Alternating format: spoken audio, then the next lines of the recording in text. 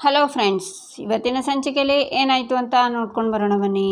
ಈ ಹೆಂಗಸಿನ ಮೈ ಮೇಲೆ ಯಾವುದೇ ಗಾಯದ ಗುರುತಾಗಲಿ ಅತ್ಯಾಚಾರದ ಸುಳಿವಾಗಲಿ ಇಲ್ಲ ಯುವರ್ ಆನರ್ ಅಂತಾರೆ ಡಾಕ್ಟರ್ ಯಾರದೋ ಒತ್ತಡಕ್ಕೆ ಅಥವಾ ಭಯಕ್ಕೆ ಹೀಗೆ ಹೇಳ್ತಿದ್ದೀರಾ ಅಂತಾರೆ ಲಾಯರ್. ಖಂಡಿತ ಇಲ್ಲ ವಕೀಲ್ರೆ, ಪೊಲೀಸ್ನವರು ನನ್ನ ಹೆಸರಲ್ಲಿ ಸುಳ್ಳು ದಾಖಲೆ ಸೃಷ್ಟಿ ಮಾಡಿರೋದು ನನಗೆ ಈಗಷ್ಟೇ ಗೊತ್ತಾಯಿತು. ಅದಕ್ಕೆ ನಾನು ಇಲ್ಲಿಗೆ ಬರಬೇಕಾಯ್ತು ಅಂತಾರೆ ಡಾಕ್ಟರ್. ಮಿಸ್ಟರ್ ಭರತ್, ಒಬ್ಬ ಡಾಕ್ಟರ್ ಸಿಗ್ನೇಚರ್ನ ಫೋರ್ಜರಿ ಮಾಡೋ ಹಂತಕ್ಕೆ ಹೋಗಿದ್ದೀರಾ, ನೀವು ಇದಕ್ಕೆ ಉತ್ತರ ಕೊಡಲೇಬೇಕು ಅಂತಾರೆ ಜಡ್ಜ್. ಸರ್, ಅದು ನನಗೆ ಗೊತ್ತಿಲ್ಲ.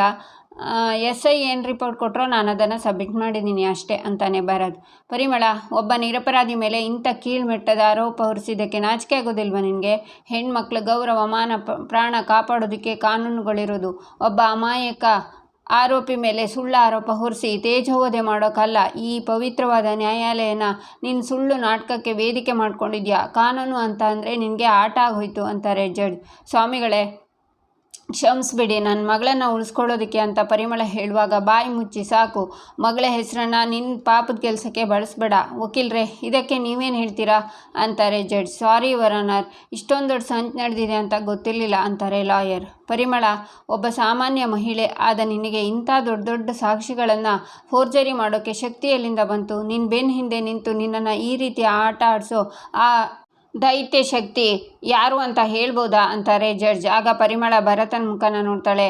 ಹೇಳಬೇಡ ಅಂತ ಸಿಟ್ಟಿಂದ ನೋಡ್ತಾನೆ ಭರತ್. ಕ್ಷಮಿಸಿ ಮಹಾಸ್ವಾಮಿಗಳೇ, ನನ್ನಿಂದ ದೊಡ್ಡ ತಪ್ಪಾಗಿದೆ. ಇದನ್ನೇ ನಾನು ಮಾಡಿದ್ದು.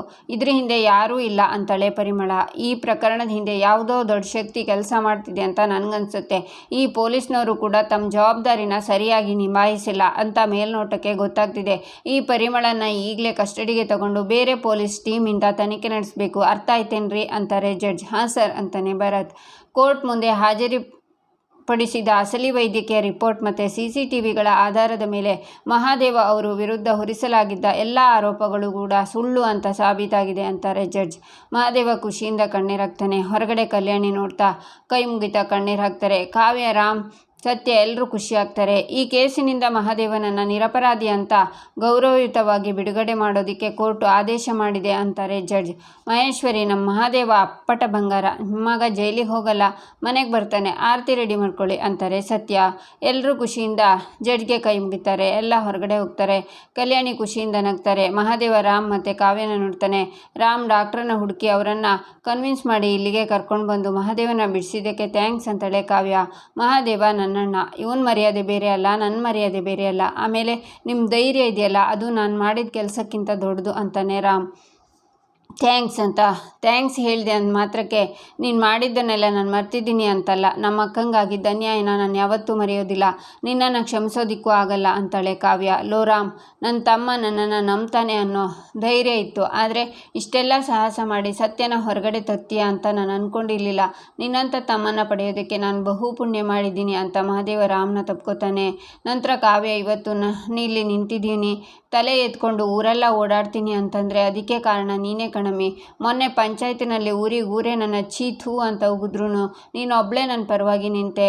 ಇವತ್ತು ಅಷ್ಟೇ ಈ ಕೋರ್ಟಲ್ಲಿ ಇಷ್ಟು ಧೈರ್ಯವಾಗಿ ಬಂದು ನನ್ನ ಪರವಾಗಿ ವಾದ ಮಾಡಿದೆ. ಸತ್ಯ ಏನು ಅಂತ ತೋರಿಸ್ಕೊಟ್ಟು ನನ್ನನ್ನು ಈ ನರಕದಿಂದ ಬಚಾವ್ ಮಾಡಿದೆ. ಒಟ್ನಾಗೆ ನೀವಿಬ್ಬರು ಇವತ್ತು ನನ್ನ ಜೀವ ಉಳಿಸ್ಬಿಟ್ರಿ ಅಂತಾನೆ ಮಹಾದೇವ. ಹೌದು ಮಹಾದೇವ, ಗಂಡ ಹೆಂಡತಿ ಅಂದರೆ ನೀವಿಬ್ಬರ ಥರ ಇರಬೇಕು ಅನ್ನೋದನ್ನು ತೋರಿಸ್ಕೊಟ್ಬಿಟ್ರಿ. ಸತ್ಯಕ್ಕೆ ಯಾವತ್ತಿದ್ರೂ ಜಯ ಸಿಕ್ಕೇ ಸಿಗುತ್ತೆ ಅನ್ನೋದು ಇವತ್ತು ಸಾಬೀತಾಯಿತು ಅಂತಾರೆ ಸತ್ಯ. ಆಗ ಮಹಾದೇವ ಹೊರಗಡೆ ಅಮ್ಮನ ನೋಡಿ ಅಮ್ಮ ಅಂತ ಕೂಗ್ತಾನೆ. ಆಗ ಕಲ್ಯಾಣಿ ಕಣ್ಣೀರು ಒರೆಸ್ಕೊಂಡು ಅಲ್ಲಿಂದ ಹೋಗ್ತಾರೆ. ಅಮ್ಮ ಅಂತ ಮಹಾದೇವ ಓಡಿ ಬಂದು ಅಮ್ಮನ ಹತ್ರ ನಿಂತ್ಕೊಂಡು, ಯಾಕಮ್ಮ ನನ್ನ ನೋಡಿ ಹಾಗೆ ಹೋಯ್ತಿದ್ಯಾ? ಅಮ್ಮ, ನಿನ್ನ ಮಗ ಅಗ್ನಿ ಪರೀಕ್ಷೆ ಗೆದ್ದು ಬಂದವನೇ ಕಣಮ್ಮ. ಕೋರ್ಟು ನನ್ನ ನಿರಪರಾಧಿ ಅಂತ ತೀರ್ಪು ಕೊಟ್ಟೈತೆ, ಆದರೂ ನಿನಗೆ ನನ್ನ ಮೇಲೆ ನಂಬಿಕೆ ಇಲ್ವಾ? ಯಾಕಮ್ಮ ಹೀಗೆ ಮುಖ ತಿರ್ಸ್ಕೊಂಡು ನಿಂತಿದ್ಯಾ ಅಂತಾನೆ ಮಹಾದೇವ. ಇಲ್ಲ ಮಹಾದೇವ, ಕೋರ್ಟ್ ನಿನ್ನನ್ನು ನಿರಪರಾಧಿ ಅಂದಿರ್ಬೋದು, ಊರು ಜನ ಎಲ್ಲ ನಿನ್ನನ್ನು ಹೊಗಳ್ತಿರ್ಬೋದು, ಆದರೆ ಒಬ್ಬ ತಾಯಿಯಾಗಿ ನಾನು ಸೋತೋದೆ ಮಹಾದೇವ, ಸೋತೋದೆ. ಸ್ವಂತ ಮಗನ್ನೇ ನಾನು ಅನುಮಾನ ಪಟ್ಬಿಟ್ನಲ್ಲ ಅಂತ ಅಳ್ತಾರೆ ಕಲ್ಯಾಣಿ. ಮಹಾದೇವ, ಈ ಪಾಪಕ್ಕೆ ನನಗೆ ಪ್ರಾಯಶ್ಚಿತ್ತನೇ ಇಲ್ಲ. ನಿನಗೆ ನನ್ನ ಮುಖ ತೋರಿಸೋದಕ್ಕೆ ಯೋಗ್ಯತೆ ಇಲ್ಲ ಮಹಾದೇವ ಅಂತಾರೆ. ಅಯ್ಯೋ ಅಮ್ಮ, ನಿನ್ನ ದಮ್ಮಯ್ಯ ಅಂತೀನಿ, ಹಾಗೆಲ್ಲ ಮಾತಾಡಬೇಡ ಕಣಮ್ಮ ಅಂತಾನೆ ಮಹಾದೇವ.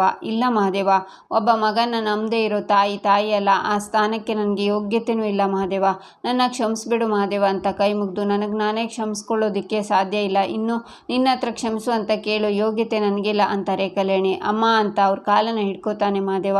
ಸಾಕು ನಿಲ್ಸಮ್ಮ, ಹಂಗೆಲ್ಲ ಮಾತಾಡಬೇಡ ನೀನು ನನಗೆ ಜನ್ಮ ಕೊಟ್ಟಿರೋಳು, ಈ ಜೀವ ಈ ಮರ್ಯಾದೆ ಎಲ್ಲ ನೀನು ಕೊಟ್ಟಿರೋ ಭಿಕ್ಷೆ ಕಣಮ್ಮ. ಏನೋ ಅವತ್ತು ಪರಿಸ್ಥಿತಿಗೆ ವಿರುದ್ಧವಾಗಿ ನನ್ನ ಮಗ ತಪ್ಕೊಂಡಿದ್ನೇನೋ, ಅದರಿಂದ ಅವನಿಗೇನು ತೊಂದರೆ ಆಯ್ತದೋ ಅಂತ ಭಯದಿಂದ ನೀನು ಹಾಗೆಲ್ಲ ಮಾತಾಡಿರ್ತೀಯ ಅಷ್ಟೇ. ಅದು ಬಿಟ್ಟರೆ ನಿನ್ನ ತಾಯಿ ಕರಳಿಗೆ ಗೊತ್ತಿರ್ತದೆ ತನ್ನ ಮಗ ಏನೂ ತಪ್ಪು ಮಾಡೋಕ್ಕಿಲ್ಲ ಅಂತ. ಯಾವ ತಾಯಿ ಆದರೂ ಆ ಟೈಮಿಗೆ ಹಾಗೆ ಅನ್ಕೋತಾರೆ ಕಣಮ್ಮ, ಇದರಲ್ಲಿ ನಿಂದೇನೂ ತಪ್ಪಿಲ್ಲ. ಒಬ್ಳು ತಾಯಿ ಆದವಳು ಮಗನ ಹತ್ರ ಕ್ಷಮೆ ಕೇಳಬಾರ್ದು ಕಣಮ್ಮ, ಅದು ಧರ್ಮ ಅಲ್ಲ, ದಯವಿಟ್ಟು ಹಂಗೆಲ್ಲ ಮಾತಾಡಬೇಡ ಅಂತಾನೆ ಮಹಾದೇವ.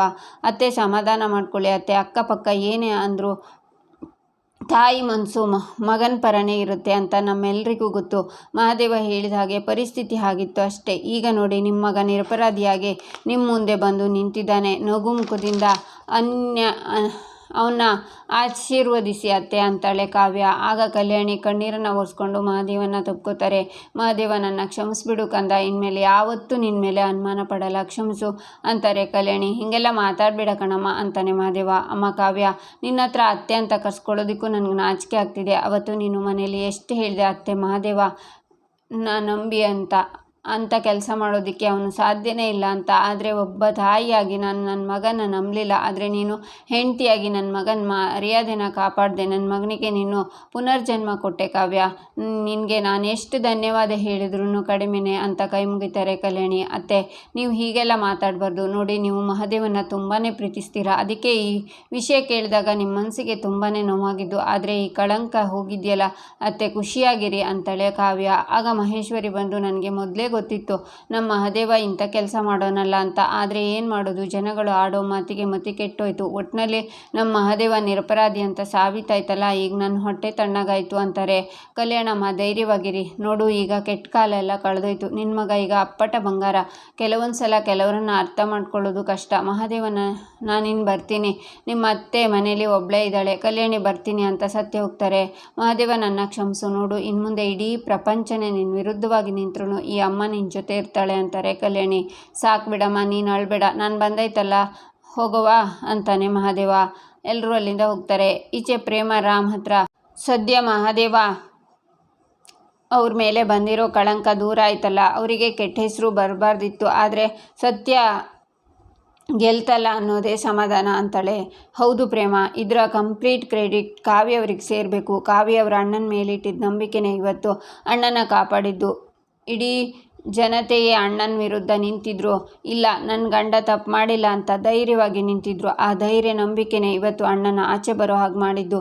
ಪ್ರೇಮ, ಇವತ್ತು ಅಣ್ಣಂಗೆ ನ್ಯಾಯ ಸಿಕ್ಕಿದೆ, ಆದರೆ ನಮ್ಮ ಹೋರಾಟ ಇನ್ನೂ ಮುಗ್ದಿಲ್ಲ, ನಿನಗಿನ್ನೂ ನ್ಯಾಯ ಸಿಗಬೇಕಾಗಿದೆ ಅಂತಾನೆ ರಾಮ್. ಹೌದು, ಅದು ನಡೀತಾನೆ ಇದೆಯಲ್ಲ ರಾಮ್, ಅದು ಯಾವಾಗ ಮುಗಿಯೋದು? ಆ ಸ್ನೇಹ ಹೆದರ್ಕೊಂಡಿರೋದು ನಮಗೆ ಲಾಭ, ಅವಳು ಗೆಲ್ತಾಳೆ ಅನ್ನೋ ಭ್ರಮೆಯಲ್ಲಿದ್ದು ಅಹಂಕಾರ ಇದ್ದರೆ ನಮ್ಮ ಕೆಲಸನೇ ಸುಲಭ ಆಗೋದು. ಅಂದರೆ ಇನ್ಮುಂದೆ ಏನು ಮಾಡೋದು ಅಂತೀಯಾ ಅಂತಾಳೆ ಪ್ರೇಮ. ಮುಂದೆ ನಮ್ಮ ಪ್ರಯತ್ನ ಇನ್ನಷ್ಟು ಚುರುಕು ಮಾಡೋದು. ಅಣ್ಣನ ಕೇಸಿತ್ತು ಅಂತ ಸ್ವಲ್ಪ ತಡ ಆಯಿತು, ಇನ್ನು ಟಾಪ್ ಸ್ಪೀಡಲ್ಲಿ ಹೋಗೋದೆ. ನಿನ್ನ ಸಂಚು ಮಾಡಿ ಸಾಯಿಸೋಕೆ ನೋಡಿ, ಸ್ನೇಹಗೆ ಶಿಕ್ಷೆ ಆಗಲೇಬೇಕು. ನಿನಗಾಗಿರೋ ಅನ್ಯಾಯ, ನನಗಾಗಿರೋ ನೋವು ಪ್ರೇಮ, ಪ್ರತಿ ಸೆಕೆಂಡ್ ಅನುಭವಿಸಿರೋ ಸಂಕಟಕ್ಕೆ ನಾನು ಸೇಡ್ ತೀರ್ಸ್ಕೋತೀನಿ. ಆ ಸ್ನೇಹ ಮಾಡಿರೋ ಪಾಪದ ಕೆಲಸಕ್ಕೆ ಬೆಲೆ ಕೊಟ್ಟೋ ಟೈಮ್ ಬಂತು. ಅವಳು ನಿಜವಾದ ಬಣ್ಣ ಏನು ಅಂತ ಬಯಲು ಮಾಡೋದೇ ನಮ್ಮ ಮುಂದಿರೋ ಕೆಲಸ ಅಂತಾನೆ ರಾಮ್.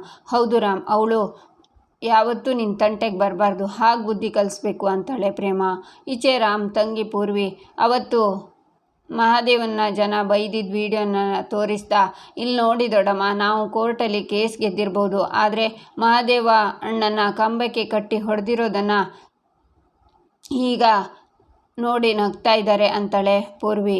ಇದನ್ನು ಮೊದಲು ಆಫ್ ಮಾಡು ಪೂರ್ವಿ, ಇದನ್ನು ಭಗವಂತ ಈ ಬೆಂಕಿ ಆರಲ್ವಾ, ನನ್ನ ಮಗ ನಿರಪರಾಧಿ ಅಂತ ಸಾಬೀತೇನೋ ಆಯಿತು, ಅವನ ಮರ್ಯಾದೆ ತೆಗಿತಿದ್ದೀರಲ್ಲ, ಅವನ ಮೇಲೆ ಆಗಿರೋ ದೌರ್ಜನ್ಯಕ್ಕೆ ಅವನ ಮೇಲೆ ಅನುಕಂಪ ತೋರಿಸ್ಬೇಕು, ಕರುಣೆ ತೋರಿಸ್ಬೇಕು. ಅದನ್ನು ಬಿಟ್ಟು ಅವನ್ನ ಹಂಚಿ ಖುಷಿ ಪಡ್ತಿದ್ದಾರಲ್ಲ, ಎಂಥ ಕೆಲಸ, ಎಂಥ ಜನಗಳು ಅವರದ್ದೆಲ್ಲ ಅಂತಾರೆ ಕಲ್ಯಾಣಿ. ನೋಡಿದ್ಯಾಕ, ಕೋರ್ಟ್ ಏನೋ ನಿರಪರಾಧಿ ಅಂತ ಬಿಡುಗಡೆ ಮಾಡಿಬಿಡ್ತು, ಆದರೆ ಅದರಲ್ಲಿ ಎಷ್ಟು ಜನ ಇದ್ದರು, 3 ಮತ್ತೊಂದು ಇದ್ದರು, ಆದರೆ ಊರವ್ರ ಜನರು ಬಾಯಿ ಮುಚ್ಚಿಸೋದಕ್ಕೆ ಆಗತ್ತಾ?